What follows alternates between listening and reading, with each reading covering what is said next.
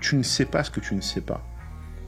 Les gens assument qu'ils peuvent investir en immobilier sans aller chercher les connaissances qui sont requises. Uriel, vraiment dans l'immobilier, t'es arrivé à une autre étape et c'est vraiment intéressant. Maintenant, ce qui se passe, ce que je remarque, c'est que aux côtés de l'immigration, je veux dire de notre communauté, par exemple, on a souvent un peu de la difficulté ou ce challenge à faire notre premier achat immobilier. C'est quel conseil que tu pourrais donner pour une personne qui commence et qui justement aimerait rentrer dans l'immobilier pour éviter de faire des erreurs? Je sais que tu as mentionné les points précis, mais aujourd'hui, concrètement, on le voit que le monde change, l'économie change, l'immobilier change. Sur les personnes qui nous écoutent actuellement, c'est sûr que si aujourd'hui tu voulais acheter une maison, contrairement à il y a 2 ans et à 3 ans, c'est pas la même chose. Les choses ont vraiment changé. Moi, je l'ai vu récemment en faisant un achat aussi. Donc, c'est quoi que tu pourrais conseiller? C'est comment que toi, tu vois les choses de ta perspective avec toute ton expérience et ton bagage actuellement? Tu sais, ultimement, moi, je te dirais que c'est encore plus facile aujourd'hui d'acheter par rapport à avant. Parce que tout est une question de perspective. Et on parlera beaucoup aujourd'hui de mindset, Anthony. Tu sais à quel point, quand tu es un entrepreneur, c'est important, le mindset. Le mindset, c'est la base. Au fait, je trouve que c'est beaucoup plus facile d'entrer dans le marché aujourd'hui qu'avant.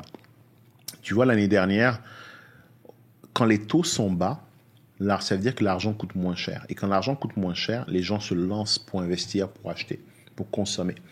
Et ce qui fait que l'année dernière, on avait beaucoup de gens sur le marché immobilier et on avait ce qu'on appelle des surenchères.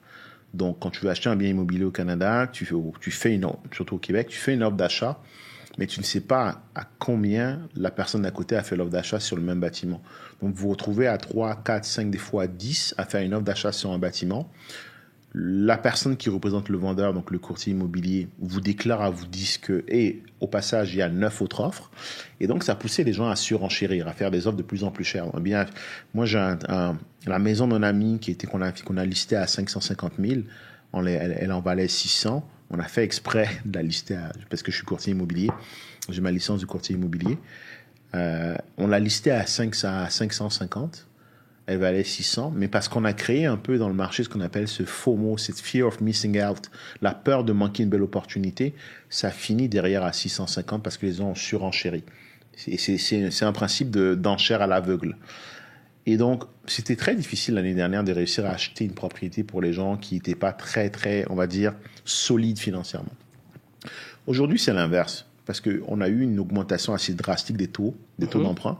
Et donc, l'argent coûte plus cher. Et parce que l'argent coûte plus cher, il y a moins de monde dans le marché. Et parce qu'il y a moins de monde dans le marché, supply and demand. Il y a moins de compétition. Et parce qu'il y a moins de compétition, aujourd'hui, tu peux facilement négocier un bien à la baisse et aller chercher des prix intéressants. Donc, moi, mon conseil pour les gens qui veulent acheter aujourd'hui, c'est d'abord, premièrement, à nouveau, on ne commence pas à chercher un bien immobilier, on ne va pas sur le terrain tant qu'on n'a pas une préapprobation bancaire, tant qu'on n'a pas défini clairement le montant qu'on peut emprunter. D'accord? Ça, c'est la première étape.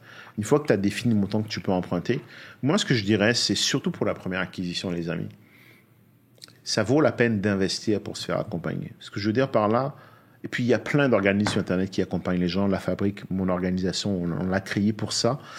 Mais je ne suis pas en train de faire de la promotion de l'organisation, on ne manque pas de clients, loin de là. Mais c'est de dire que tu ne sais pas ce que tu ne sais pas. Les gens assument qu'ils peuvent investir en immobilier sans aller chercher les connaissances qui sont requises.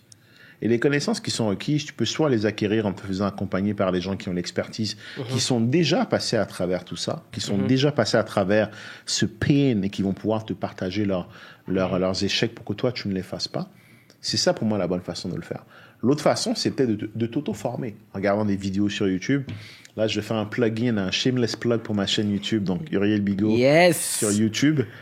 Pense à t'abonner. Ou en lisant des bouquins. Moi, j'ai commencé en lisant énormément de bouquins.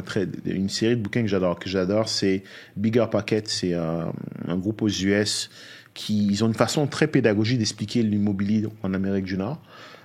Commencez par lire des bouquins.